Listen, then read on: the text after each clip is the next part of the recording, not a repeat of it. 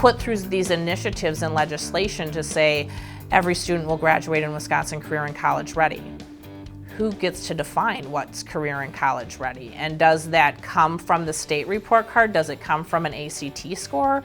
Or does the student get to actually tell us, I think I'm ready, or I know I'm ready? You have this opportunity to be able to add another layer to your story. Redefining Ready is completely built on a foundation of research-based elements to schooling that we know make a difference for children's preparation, both for being college and career ready. So lining up with this initiative was an easy choice. It gives schools an opportunity, I think, to think more deeply about the sorts of programs and services they provide that, as I said, evidence suggests do make a difference for readiness for kids. The Redefining Ready work is truly one of the most transformational initiatives that I've seen in the terms of my career in education.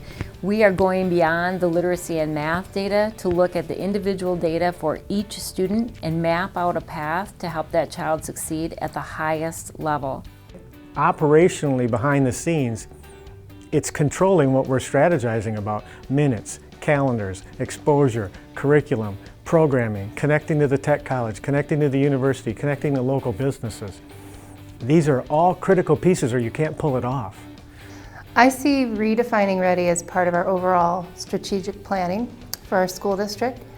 Part of it is that I and my school board and my faculty refuse to define kids by a standardized test score. And so Redefining Ready is part of that big picture. Big thing with Redefining Ready is it shows different points of achievement for our students versus one or two single data points, like a single test score, especially in a small rural district. A demographic swing in a small population of a specific class can adversely impact a school report card that's focused on one piece, where this is going to show diversity in what we're offering, what we're trying to provide for, and are providing for with our students in a small rural school district. The Redefining Ready scorecard is simple to explain. It's easy to take and put all the metrics in. It's easy to extrapolate out all your statistics, and then it's easy for the superintendent to go down to the Kiwanis Club in their community and explain exactly what's going on. Tell their story. That's the key. These are all the extra things and all the great things that are going on in our district. And by the way, here's some areas we need to improve.